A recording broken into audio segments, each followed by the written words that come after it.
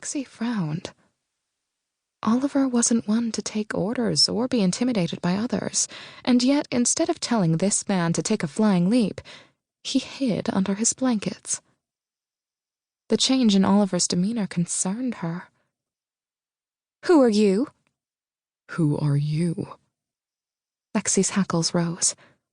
Who did tall, dark, and brooding think he was, coming into her home, well, Oliver's home, making demands like he owned the place?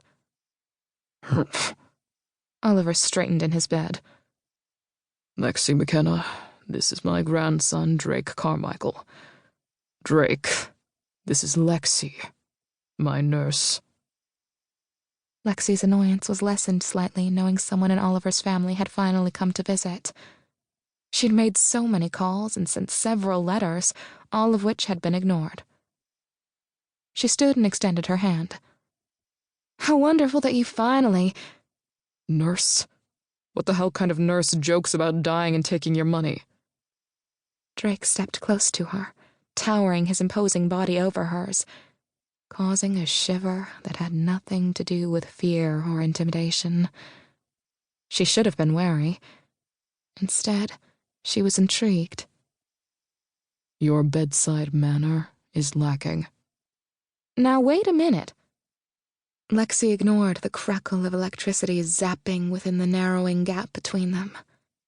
She wasn't going to let some stranger, no matter how big, mean, and gorgeous, intimidate and insult her. Unfortunately, at 5'3", she only came to his chest. Not a good vantage point to make a statement. "Hold that thought." She grabbed the step stool next to Oliver's bed and gained the extra foot she needed to look Drake in the eyes. "You have some nerve." She poked him in the chest with her index finger, ignoring the jolt of heat zapping her each time she felt the hard, firm muscle underneath his starched white shirt. "Where have you been all this time your grandfather has been sick? You never once called or sent a note." She glared at him, pleased at the surprise in his steel-gray eyes. His surprise quickly changed to disconcertedness as his dark, stormy eyes sized her up from head to toe and back again. He glared at her with such intensity, she worried she'd wither into nothing. But she wasn't a delicate flower. She gathered her resolve and turned her stare on him, openly assessing him back. At first, his eyes remained hard and cold, but upon closer inspection, there was something smoldering and compelling hidden behind them. As quickly as it was there, it was gone, and his gray eyes turned flat and unreadable. Lexie ignored Oliver's attempt to get her attention because she couldn't turn away from Drake, no matter how forbidding his eyes. She wasn't about to give him the satisfaction of flinching first. At least, that was what she told herself as she continued to hold his gaze. It wasn't easy with her heart hammering and her knees turning to jelly. "I hate to interrupt this moment, but I'd hate for someone to get hurt." Oliver's voice cut through the standoff. Drake's gaze held Lexie's. "I'd never hurt a woman. It's not Lexie I'm worried about."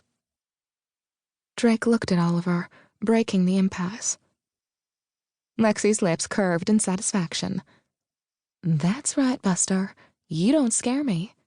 You might make me swoon, but you don't scare me."